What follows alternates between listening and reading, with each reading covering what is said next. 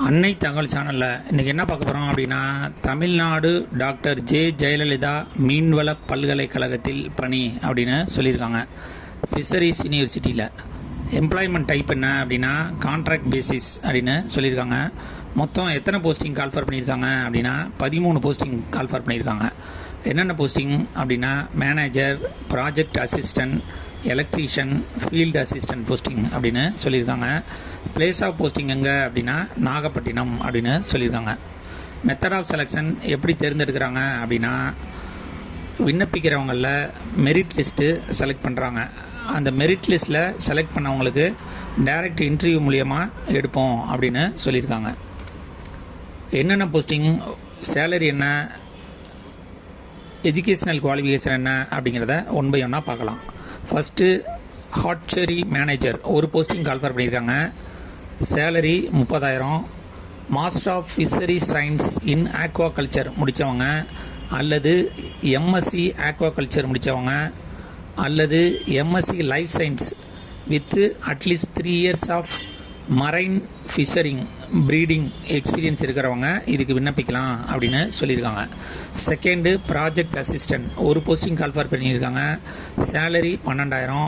BSc life science, BSc industrial aquaculture with experience in basic of fish farm management தெரிஞ்சவங்க இதுக்கு விண்ணப்பிக்கலாம் அப்படின்னு சொல்லியிருக்காங்க.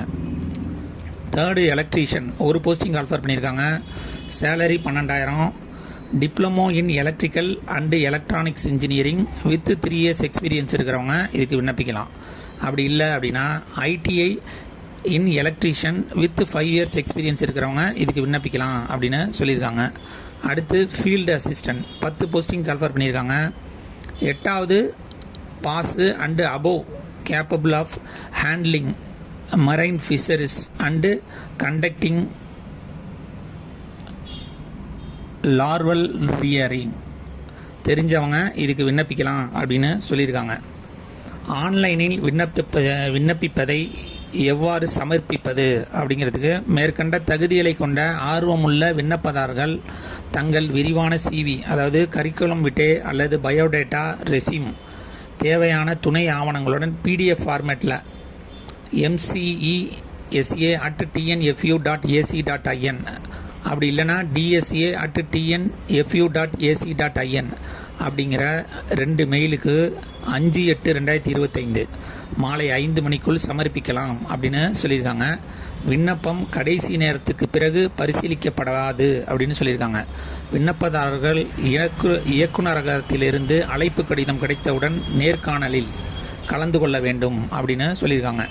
விண்ணப்பிக்க கடைசி நாள் 5/8/2025 மாலை 5 மணி அப்படின்னு மென்ஷன் பண்ணியிருக்காங்க. டிஸ்கிரிப்ஷனில் வெப்சைட் லிங்க் கொடுத்துருக்கேன். Mail ID